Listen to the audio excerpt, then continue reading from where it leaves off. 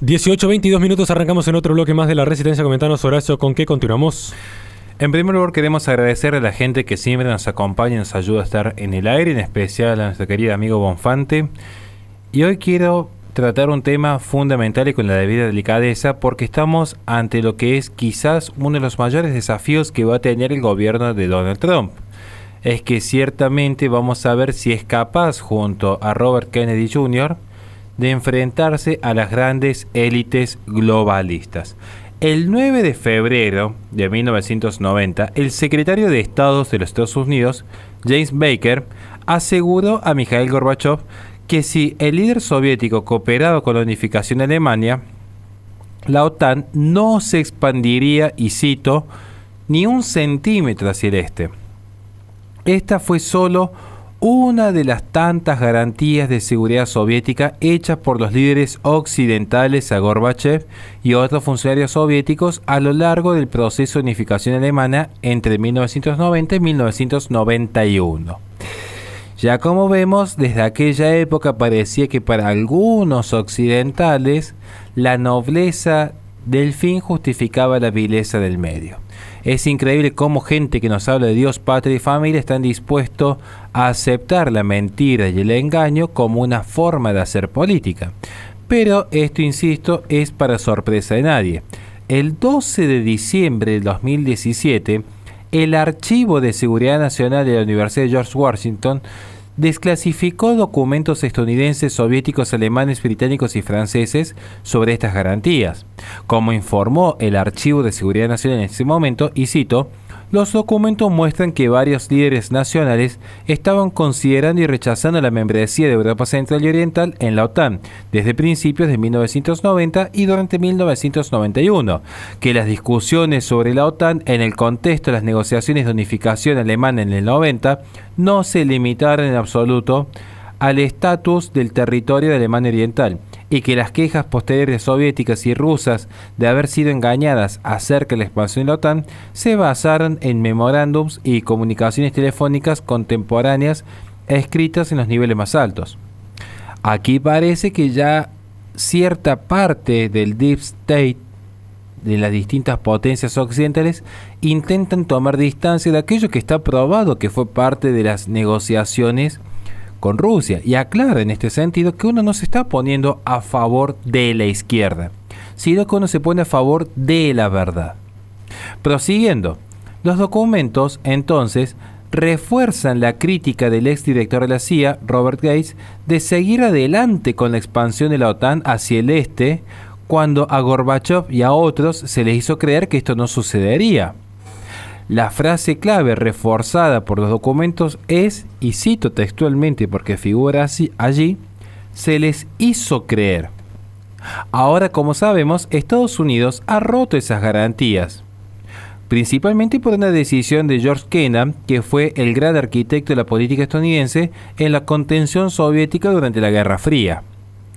Allí justamente se calificó de un error fatídico en su editorial del 5 de febrero del 97 de New York Times, tales acciones, porque se verían luego las consecuencias. En la cumbre de la OTAN del año 2008 en Bucarest, el presidente ruso Vladimir Putin se dirigió a la asamblea y manifestó su oposición hacia los planes estadounidenses de desplegar defensas contra misiles en Polonia y República Checa, y su oposición a las solicitudes de adhesión a la OTAN de Georgia y Ucrania. Por eso insistimos que este conflicto hay que verlo en contexto y es de larga data. Aquí podemos sospechar que al manifestar su vehemente oposición a la adhesión de Ucrania a la OTAN, Putin dio a los dirigentes de la OTAN una señal precisa de cómo podían incitarlo a comprometerse en una aventura militar en aquellas regiones. Porque ya había un antecedente, una amenaza seria, ya había un principio de acción marcado dentro de lo que era el plano internacional. Desde que surge aquella editorial de George Kennan en el 97 en el New York Times, ha quedado claro que el gobierno de Estados Unidos ha tratado de mantener siempre la enemistad con Rusia para mantener así el relato de la OTAN y justificar principalmente los enormes gastos continuos que tiene el Departamento de Defensa y sobre todo en el gran negocio de las armas. En otras palabras, durante la Guerra Fría, la OTAN se convirtió en lo que es la vaca sagrada que nadie en Washington se iba a animar a sacrificar. De la misma manera, cualquiera que haya estudiado seriamente la historia de la medicina entiende que en el saneamiento público, dentro de lo que es la rigurosidad y el desarrollo de los antibióticos, son los verdaderos vencedores, justamente estos antibióticos, de las enfermedades infecciosas y no, por ejemplo, el acto de amor.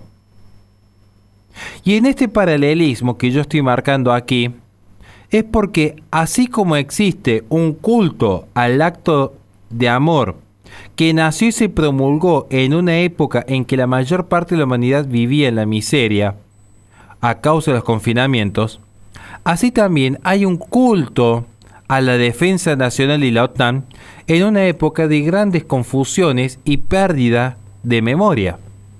Entonces las personas por miedo están dispuestas a ceder al militarismo de la OTAN o al biopoder de la OMS, porque son manipulados por el miedo, dispuestos a ceder las libertades fundamentales en consonancia de resguardar sus propias seguridades, que no son más que una ficción producto de un gran relato. Veremos entonces si acaso Donald Trump y Kennedy Jr.